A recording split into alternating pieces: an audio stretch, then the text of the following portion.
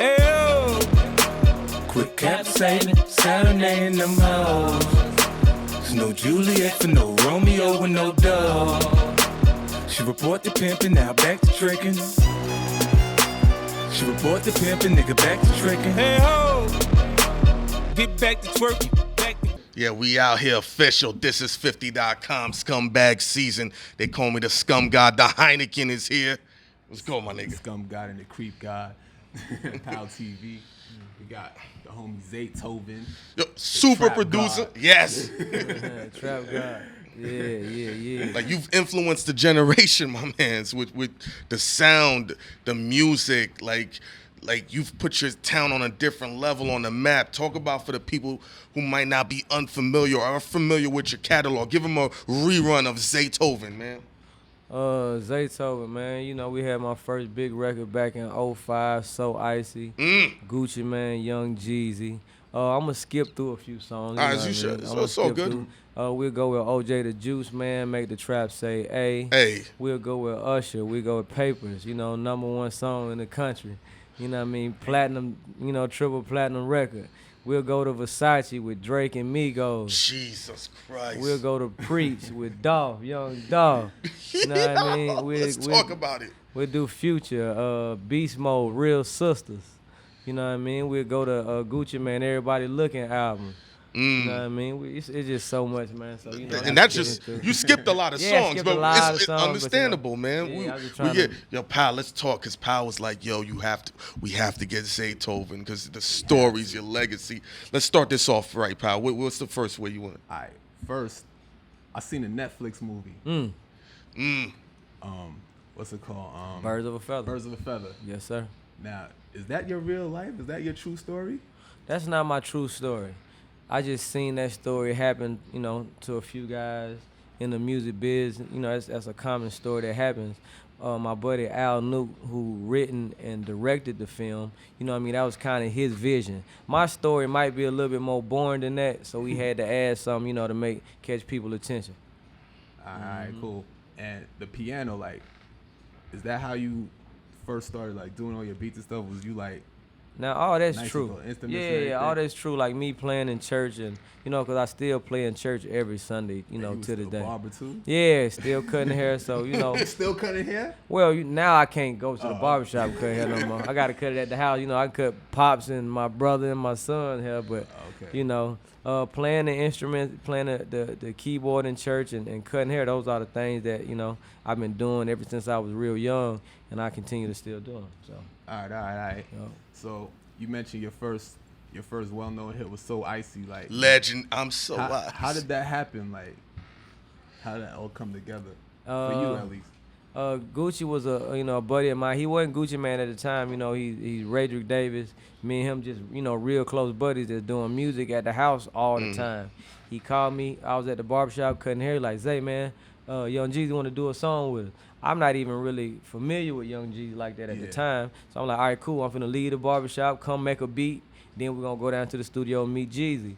We did that, went down to the studio, did the song. It was both of their first big hit, for real, you know. And that's the history of it.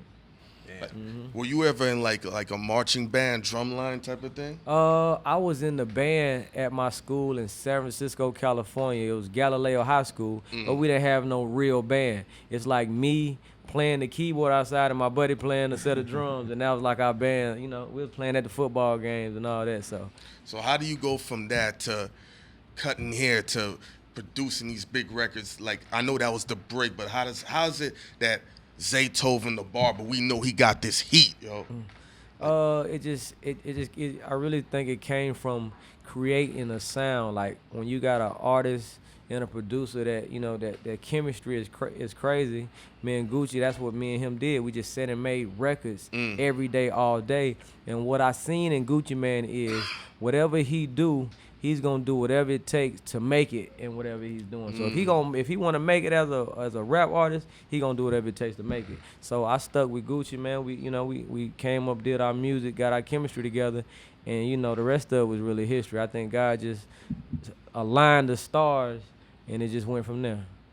Like, Gucci puts out like mixtapes like every 2 days. Like, you know what I mean? It seems like it. Like, you ever at some point like, yo, dog, like I'm tired or like I don't feel like going to the studio today, like, cause it seems like he's always in the studio. Well, that's what we do, man. You know, and especially in Atlanta, I can speak for a lot of us in Atlanta. All we do is we like to work. So if you like to work all day, every day doing music, because this is what we love to do, we banging out, 5 to 10 songs a day. And we don't want to just let these songs just sit around. So we want to put them out. And once you put them out, that's old. So now you got to do some more. So it's just, we continue to work every day. And, the mixtapes is our outlet of expressing our music.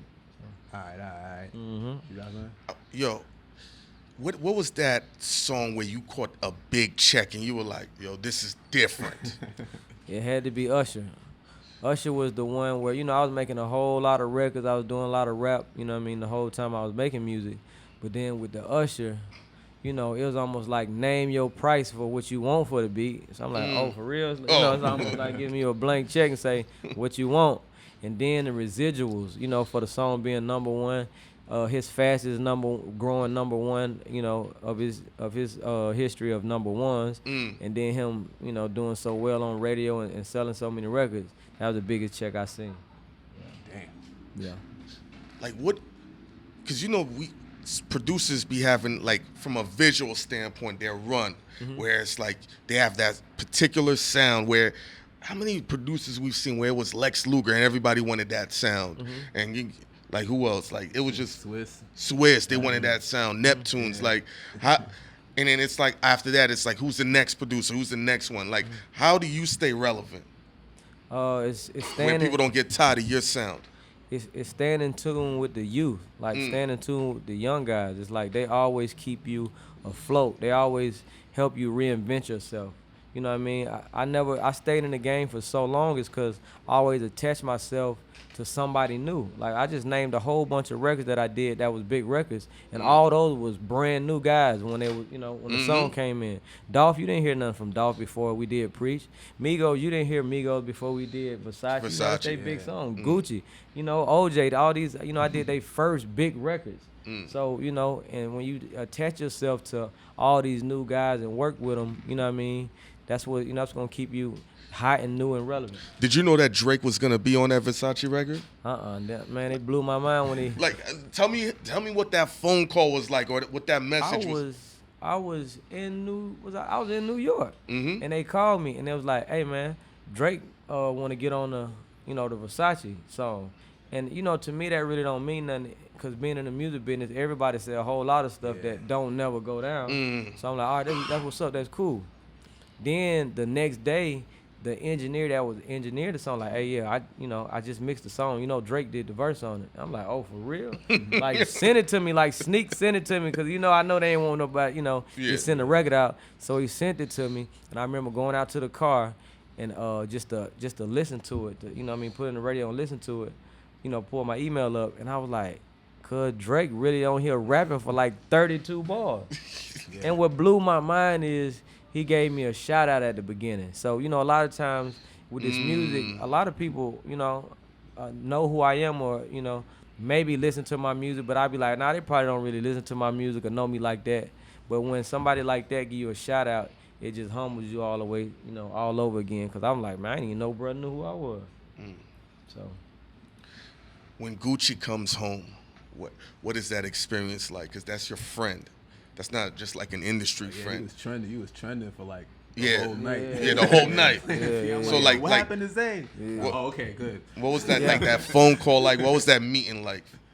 Well, it's like we talked about it before he got out, and me being with Gucci, for his whole career, he's been locked up over and over and over again. So it's routine. It's almost routine. I knew when he come home, I know what's gonna happen. I know what we gonna do. We got it planned out already. So it was just, I was glad that he was home. But it's the same old thing, man. As soon as he come home, we knew what we was doing. We was getting right back to work. Right back to the music, as you should, man. Yeah. Like, I find like, especially with Atlanta and everything, there'll be like a crazy song, and then I hear a Zay drop, and then a Metro drop, and a Mike Will drop. Like, I've never heard that. Like, you don't hear like New York producers doing that. Like, when did y'all start doing that? How did it start? And like, how do y'all mesh together so well? You know, I'm not really sure when the first song happened, Mm-hmm. but you know, we just started communicating. We started seeing each other out, and like a Metro or a Mike Will or Sunny Digital, somebody be like, "Hey man, you know I'm a fan, bro. Let's do something together. I want to." And I never done that before. I ain't never do. You know, I ain't never Cause do you that. never hear that. Like, Yeah. you can't hear like Kanye and Swiss and Yeah, you don't never hear that. Timberland, Yeah. All Imagine three David drops Luiz. straight Yeah. through. But now it's just something that, you know, I enjoy doing. It's like a lot of times they can take a beat that I done and turn it into something like, dang, I didn't know this beat was gonna sound like that. Yeah. Or they might call me, like Metro might call me like, hey man, I'm working on Big Sean album. I did have the track, but I need you to finish it. You know what I mean? I need you to add what you do to make the beat all the way complete. So, you know, now it's just, man, all the producers is we clicking up, man, now in Atlanta to keep us Yeah. fresh, keep us on fire, keep us on top. That can't happen up here. Nah, this is different up They here. be like, what? Nah. Nah, fuck that nigga. We gonna finish this shit. I've always, Yeah. it's real different up here because you know, if everybody can stunt, then it's like, oh man, how I'm gonna get the bitch now? Yeah. You know what I'm saying? That's really what it is over here and stuff. Like when you hear your music bumping in the strip club, like, and you're in there as you're watching these girls shake their ass, because I live for this shit. Pardon me if we go left, whatever. But like, what's going through your head? Are you just like, yeah, this bitch about to get pregnant off of my music? You know, back in the day, it meant something special to me. I used, you know, I'm Success. the type of guy that goes to the dirtiest hole in the wall strip club. That's how I almost lost my arm in a shootout. Because Man. that's where the real music, that's where that real, you know what I mean, authentic music come from. And I knew if I get a song popping in here, then it, you know, it's possibly could be a big record or it can make some noise. So, but now I go and listen to it, and it's like, you know, you gotta think how long I've been doing it and how long Yeah, I've been hearing my solid music decade, in there. yeah. So it's like, you know, It's regular. it's regular now. Yeah. So Let's talk producing a little bit because you know every region it's a little bit different. Up here, dudes got the MPC samples. Down south, I used to live down south, and a lot of dudes they come from the marching band, the drum line, so they can bang out a beat straight through the motif and play out the keys, read music. Like, what's your style without giving too many secrets away? Or are you a programmer with whether it be Fruity Loops or Logic? I really don't got no secrets, man. I'm an old school cat. The MPC, the MPC 2500, 2000 XL, using keyboards like the Yamaha motif and the 88 chord- keys? Yeah, the 88 Oh, my keys. mans. All that, man. So, and I think that's what helped keeps me in the game is because nowadays people are not using that really, especially in the South. You know, Fruity Loops is like the hottest little producing gimmick right now. A lot of people is using that, so everything is digital. You know, I still, I got the MPC Renaissance, which is digital. You know what I mean? Give me some of that digital and, VSTs and everything, but I still rooted with, that analog gear, that old stuff. So that's what get keeps that warm, Yeah. that warm feel, that real gritty, you know what I mean? How do you feel about Fruity Loops? Because I heard you said gimmicky. You know what I'm saying? Like, I know you don't want to knock another No, producer. I can't knock it. I can't knock it at all because what you get out, what these guys is doing with this is, it's almost genius, man. Because I don't know how to do it. So Yeah. I can't knock it at all, and it just brings a whole different sound and flavor. So I actually rock with the guys that do that because anytime I produce with another producer, that's what they using. So if they using that and I'm using what I use, then we got something crazy put together.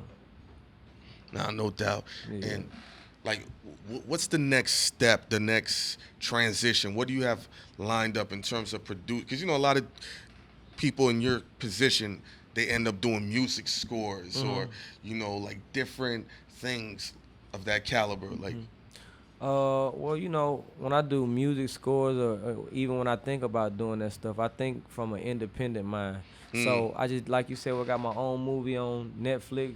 So That's I score big. my own movie, you know what I mean? Yeah, you Those gotta are watch that shit. yeah. So I'm working on Birds of a Feather 2 right now. So anytime I'm doing things like that, that's just outside of producing, it's me really just branding myself and doing my own thing independently. I put out a book not too long ago from A to Z. So that's something that I branch out and did. With the movies, I'm doing movies now. So I'm branching out, but I'm doing it from an independent standpoint where I'm making my own noise and calling my own shots. That's dope. And that's the way I like to do it. And anything like not left field, but like aside from that, like, are you gonna have a cooking show, or are you gonna own like a race car company, like, or own a basketball team or some shit like that, man? You know what? I got T-shirt. I got a T-shirt line right now. I'm selling merch. I'm doing a lot of T-shirts. I got a I've been cloned T-shirt because everybody talking about the clone. Yeah, the Gucci. Everybody talking about Gucci been cloned. So I listen to a lot of people that make my music or recreate my music. So I said, you know what? Let me make a T-shirt say I've been cloned, because there's a lot of clones, remaking my music. So wow, like anybody's? I don't know. I can't say who in particular, and and I'm not just talking down on them like that, because I feel like I'm an inspiration to those guys. Yeah, I've been cloned T-shirt right here. Yeah, man. So we got T-shirts. Got T-shirts. I got a lot of different lines of T-shirts. I just did a plug-in deal. So anybody that's got VSTs, it's called Funky Fingers, man. So y'all be on the lookout. It's dropping real soon. We did the deal already. That's dope, yeah. That's gonna be stupid dope. For producers. That's a good look. Like, so they ever try to press you to be on Love and Hip Hop? Yeah, they did not too long ago. Like, it was last season. Yeah. It just doesn't fit my mold, really. You know what I mean? So that ain't really my thing. So. Did they tell you what your storyline might be? Baby mother saying? Nah, we ain't even fucking bitches. So you give them beats? I know that's what I know that's what they wanted to get into, but I'd have been like, no, Zay, no. Nah. I ain't want to do that. Like, I seen Fetty Wap. I'm like, no, how? Yeah. Fetty Wap's on Love and Hip Hop? Yeah. Ain't from Jersey? Nah, his baby mom's in L.A. She's on the L.A. joint. Jesus Christ. He on it? He don't need that money. Nah. He with the ignorance, B. I applaud the Jersey niggas, B. like what were they were they trying to get you to talk about your family, or producing beats for like chicks with fat asses? We just really got into. I'd have been lit seeing that. We just got into talking about doing it. Then they tried to get me to do a guest appearance on the shows a couple of times, and it was for some nonsense. And it's just like, nah, I don't want to do it. I'm cool. And I just left it like that. Like, what's a dope, incredible moment or story you could give to the people that they've never heard, and with your interactions, whether in the business success, you know what I mean? Like something like memorable where it's like, yo. I don't got a lot of crazy stories. Come on, man. man. You know what I mean? I really don't. It's like you've been in this game like for a long time. Yeah, but I kind of pick and choose how I do, what I do, and it's. Was there ever any static like after the whole issue with Gucci and Jeezy? Like, did Jeezy ever try to reach out to you to do beats? Yeah. I actually was in the studio with him, like a couple of times after that. You know what I mean? But it's, it was just me and Gucci just had such a chemistry, and we was like brothers, man. So, the stuff with me and Jeezy, it didn't really work out. It's like, I started it was me and Gucci. So, but Gucci never felt a way that you were like locked in after, because they had real they had a real beef, but I wasn't locked in with Jeezy like that. It was like it was in the middle of that whole thing. Jeezy might call me to come to the studio or something, play some beats, but it wasn't nothing real serious, and that was before the real drama happened. So. And then after the real drama, was there ever any communication between? Me and Jeezy hooked back up when he did Trap or Die 2, and that had to be some years later. Yeah, so. But Gucci don't have no problem with that at all. Gucci called me like, man, I think that's the hardest song he did in a long time. You know what I mean? So you gotta respect that. You gotta respect that. Because up here, it would have been like, nah. It would have been nah. Because, the mentality in here is different up there. You know what I mean? Yeah, definitely. Who's the artist, like, young up and coming up? Because you just mentioned Young Dolph. Mm-hmm. You got that. You're responsible for that big record. Like, who's the artist you got on your radar? Like, yo, this right here is who we need to look out for. It's a few of them, man. You got 21 Savage. You got Lil Yachty. You got Kodak Black. All these new guys, man, that you got to keep on your radar, because they got the gift and they out here going hard. Let me ask you this, because we're all older in here, and people really give the artists that you name, a lot of older cats give them a lot of slack. Yeah, Like, yeah. how do you feel about that? You being a producer who spanned generations, because we grew up on different music. Like, what's your take on that? Well, my take on that is just like, if you giving these guys slack, you got to think about when me and Gucci first started off. It's the same thing. They was like, oh, he ain't it. He can't rap. But then Gucci turned out to be one of the most influential guys in the rap game. So, I never listen to what somebody else say or what their opinion is of the music. Long as it feels a certain way to me and I like it, then I know it's something special to it. Nah, definitely. Say, Power, anything? You had mentioned the Migos earlier. Like, you worked a lot with them. Like, how did all that start? Migos had a song called Bando. Okay. And it sounded like a beat I did. So my buddy came to me, Young LA. He came to my house one day like, man, I just heard this song you did with the Migos called Bando. Man, that thing going so crazy. And so naturally, when you tell me that, because I value his opinion, I went to look it up. I looked it up on YouTube, and I see these three guys rapping, doing a little video with Bando, and I immediately said, man, these guys, I got to find these guys, man. These guys some stars right here. So I went looking, I was looking for them. I called the radio station. I asked DJ Holiday for them. Then nobody really had, the number on them. But then I seen them at the club. I went to a show with OJ, and Quavo was coming down the stairs out of the VIP. I was going up, and he stepped on my shoe. And he was like, oh, my bad, bro. And I looked at him like, oh, wait a minute, bro, I was looking for you. And then they was the same way, like, oh, we been looking for you. You like our favorite producer in the world. So the next day, I brought them over to the house, and we started recording records. I sent them home with 20 beats. They recorded on every last one of them. And Versace came out of the first, batch of beats. So it was just instant chemistry. What's your relationship with OJ? Because it just seemed like he just stopped. And, y'all had magic together, man. OJ is my bro, man. OJ gonna always be my bro, man. It felt so good for me to see him on stage the other night when we did the welcome, the Gucci welcome home party at the Fox Theater, and he came out and rocked the stage. So Juice is my bro. He always gonna be my bro. He always gonna be one of my favorite rappers. So I think with Juice is just sometimes the business can make you just like not want it no more. You know what I mean? Sometimes if the business ain't right, and make you like, man, I don't want to do this no more. I make more money doing this over here. You know what I mean? But Juice has such a gift and such a fan base. I'm encouraging him to get right back at it. Were you there when they booed him in New York? No, and I seen it and I heard it. In my personal opinion, and I spoke to OJ about this, and I've told him this flat out, I felt like he got set up. Because it's almost like having a rapper that just talks about chewing leaves all day, performing at Magic City. Yeah. So when I seen his name on the lineup, I'm like, why would they do that? That's not his crowd. Yeah, what's crazy? If that was like a year and a half later, they would have all been like, I always felt like he got, and I'm from New York, but I knew what it was. I'm like, somebody did that to embarrass him. And, we spoke candidly. So you being a part of that, with Waka being there, OJ, I like to get that insight from you, like, and how he feels. Because I always feel like, yo, OJ, just do music again. You know what I'm saying? Really bang him again. You know what I mean? I don't think that ain't really what made, that made him stop doing music is not, because, we don't. Honestly, when we do music, especially, in the South, we not really caring about nobody else's opinion. Because OJ is the same guy that can go pick up 20,000 anywhere in the, chilling circuit for doing a show. That's a fact. You know what I mean? So it's like that was just like, okay, cool, y'all booed me up here. We still finna go back home and do what we do. You know what I mean? Yeah. So it's just, I think it was some other business things that got in the way and it kind of discouraged him from wanting to keep doing music. But, he back on his toe. We back working right now, man. So, anytime I get, anybody or artist that I think is great, they get booed or people say they don't like them, I'm expecting that already.